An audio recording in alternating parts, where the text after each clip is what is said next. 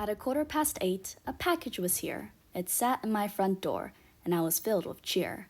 I tore it open and took a look inside. This was it. My balloons had arrived. Over the summer, I wanted to learn a useless skill, the kind that makes you cool at parties and dorky everywhere else. Some ideas I had were learning Morse code, origami, saying hello in 100 different languages, memorizing all the countries, or learning how to play the automaton. And eventually, I narrowed it down to balloon animals. And thus begun my 30-day balloon making challenge. Every day for 30 days, I wanted to devote some time into making balloon animals and see how far I could get. We began on July 3rd. Now keep in mind, I had zero experience or knowledge of making balloon animals, but after reading a forum where a bunch of professional clowns said they only use Qualitex balloons, I decided to trust them and go for the more expensive and higher quality balloons and Balloon Pump because I wanted to make the beginning of my journey on this treacherous path easier. So I ordered them and ding dong, now they're in my hands. First thing I noticed about the balloons were that they were kind of dirty. It's not that huge of a deal. You can't see the dirt on your hands, but you can feel it. But not that big of a deal, honestly, just something I noticed. Now, my first mistake was jumping straight into it without watching tutorials on how to blow it up. I was struggling. I thought I would just have to pump like 3 times and it will be fully inflated. But no, this thing made you work for it. I was even kind of confused. Like, I thought I had a broken pump, but no, you just needed to give it lots of air really quick. I took to YouTube for more information, and after a little bit of more research, I attempted again with more confidence.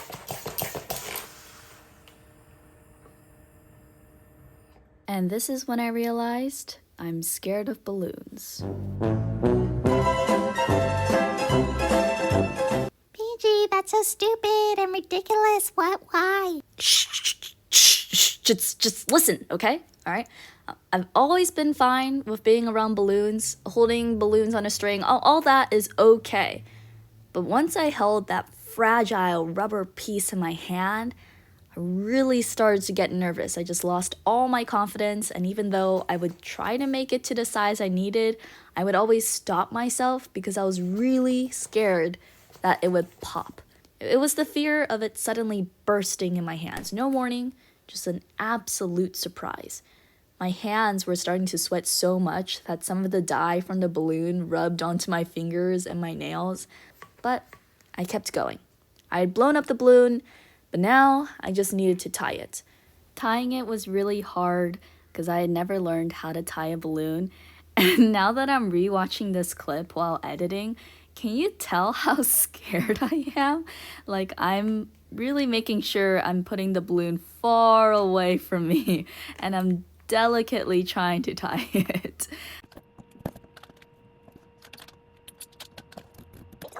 And then came the twisting. I decided to start off with a simple dog, And so I twisted a part of the balloon to make the head, but then it really wouldn't stay, so I twisted it again. And apparently a twist won't stay on its own, so I was struggling for a while with the twisting. It just wouldn't stay. You can't see it in the video, but my hands were literally shaking with fear while twisting the balloon. It was just not cooperating. I kept twisting, I kept untwisting. It was a hateful fight back and forth, neither willing to succumb to the other until...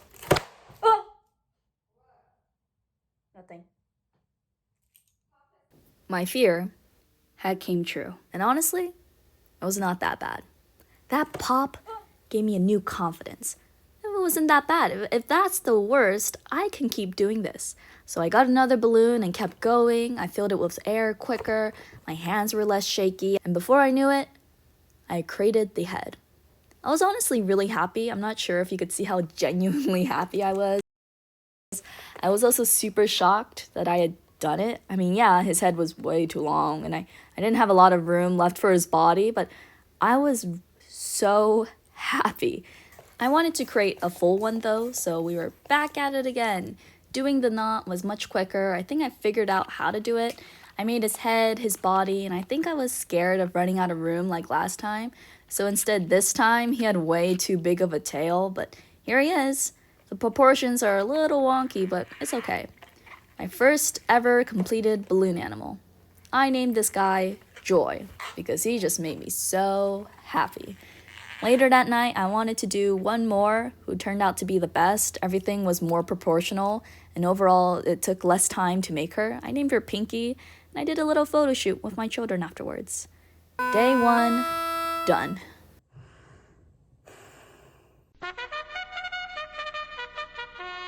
With this newfound confidence from the day before, I tackle a harder animal on Independence Day, July 4th.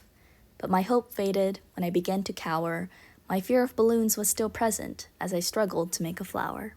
My success from the day before really boosted my ego, so I thought I would try to tackle something harder, like a turtle. Pumping the balloon was much, much easier. I definitely got the hang of it. Tying the knot, I think, is still extremely difficult, and so I started to use a pencil to get enough space for the other end to go through, which is definitely not how you do it, but I was getting desperate. Making the turtle was really, really hard. Look at this thing. Look at how simple and how cute he looks. Wrong. He's still cute, but he's really difficult to make. I ended up with this lizard-looking thing, not even a turtle. No one would guess turtle if I asked them what it is. I was really discouraged by this, so I tried to make something really simple. A flower hat. A flower hat. How easy. Nope. This flower took me 30 minutes to make, and I couldn't even attach the green part to the middle of the flower, but it looked banged up and wonky. I was really sad that I couldn't end the day off with something decent looking, so I tried to make myself feel better by making another dog. This guy didn't look so wonky, so he did make me feel better.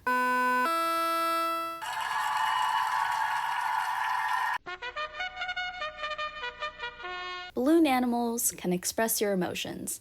They don't have to be just silly old fun. You could always give a little air of love to your special someone. As I continue on this journey, and this is just the start, I thought I should give my biggest supporter a big balloon heart. I was really surprised that my mom was invested and supportive of me trying this balloon thing out because she's also scared of balloons, which is maybe where my fear came from, but she's more extreme, don't have any balloons 6 feet of me scared. And of course, she's found it a little silly, but every time I showed her one of my creations, she would always give a big smile and take a photo of me with it. So thank you, Mom. This heart is for you. And here's a photo of Frankie the dog in the heart.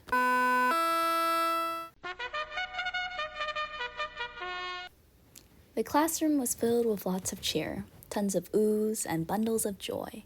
There was a little mouse friend for every girl and boy. Squeaky, Squeaks, and Mousy were some of the names that they gave, and when the end of the day came, all the children raised their mice and waved. Over the summer, I volunteered at an elementary school as a teacher's assistant, and I had told my teacher that I was learning how to make balloon animals. She was really dazzled by that and asked me to do a demonstration in front of the kids and make them something.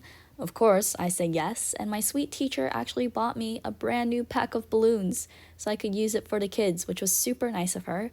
I made mice for the kids. They all loved it. I didn't want to show their faces for privacy reasons, but I even taught one of the teacher's aides how to make it, and she got it down by the end of the day. It was one of the best days ever, and it was so nice putting a smile on their faces.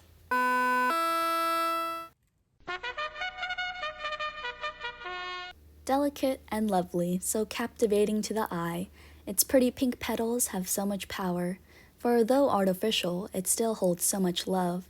Today's creation was a sickly sweet flower.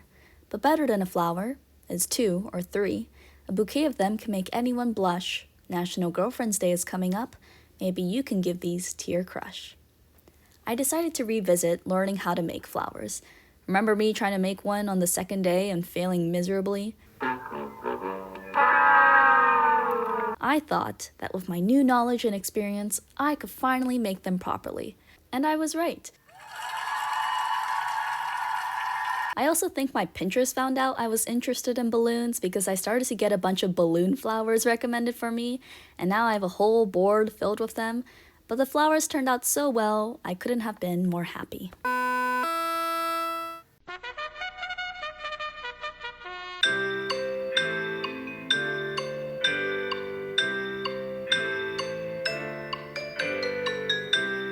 One of my friends sent me a reel of some woman carrying this humongous bouquet of balloon tulips, so naturally I just had to make it. It took some time, but overall, the results were so cool. It wasn't really hard to make them, just incredibly tedious, but I made 5 tulips and they were really, really pretty. I was super proud of them. The next day, I actually went outside, put on a nice dress, and took pictures with them. I thought they were pretty cute. I even learned how to do a bow for the bouquet, which involved doing a pinch twist. It was really hard for me to do a pinch twist before, but I was super proud of myself when I was able to do it with the bow, and I think everything turned out super cute.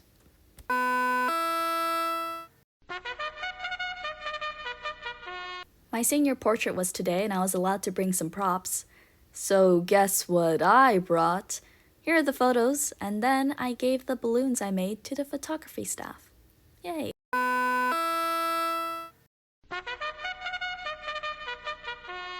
I also went out to help at my speech and debate academy and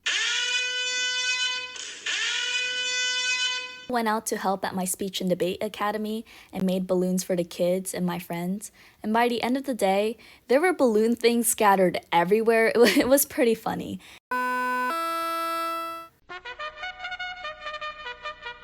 After almost a month of practicing and a roller coaster through sadness and glee, I thought I would finally be able to set this irrational fear of mine free. But just before I could, the balloon said not yet, and handed me a task that made me break out in a sweat. At this point, my fear of balloons was practically gone. I was no longer scared while twisting or blowing it up, so I thought I had overcame it. Yeah, right. I was learning how to make a penguin, and one of the steps to making it requires you to break a balloon. Now, if you don't know what breaking a balloon is, here's a guy who demonstrates it beautifully. I pinch right there, I can just grab it like that, and I can just give it a nice firm yank and go like this. Looks easy, right? The fear of popping it came back as I kept tugging on the stupid thing. I didn't pull on it as hard as I could because I was scared of it popping until I actually started trying fully because it was kind of annoying me. But no matter how hard I tugged, it just wouldn't break until finally...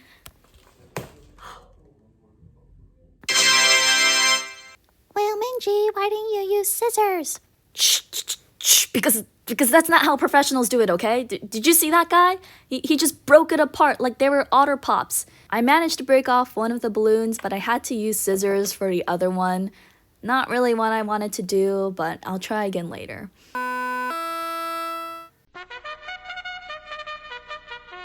My journey is almost over. This experience has been insane. And although the beginning was rough, I have felt more happiness than pain. But a question has been in my mind, something I wanted to bring to light. It was time to test out if those silly clowns were right.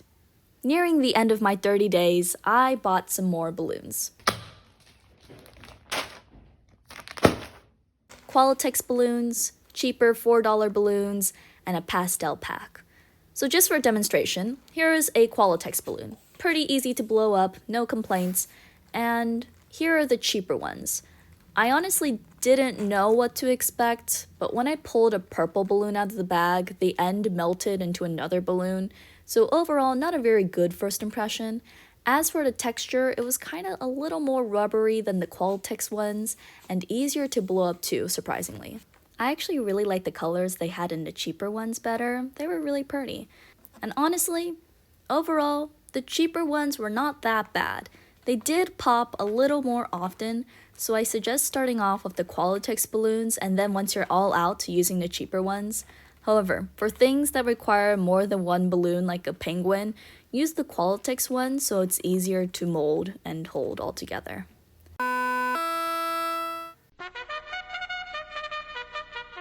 This is it. The 30 days are done. And although kinda scary, I had a lot of fun. But this doesn't mean I stop. Don't worry, I'll keep ballooning, because the end of this challenge is just a new beginning. So here's a list of everything I've learned to make. For me, this was the easiest one to make, this was the hardest one, and this was the thing I love making the most. This activity has also alleviated some of my social nervousness as well. These balloons give me something to talk about and bond over, whether it's making people a balloon or teaching them how to. And just because the 30 days are over doesn't mean I'm gonna stop. I still intend to practice every day, or most every day. And most importantly, I'm not scared of balloon animals anymore.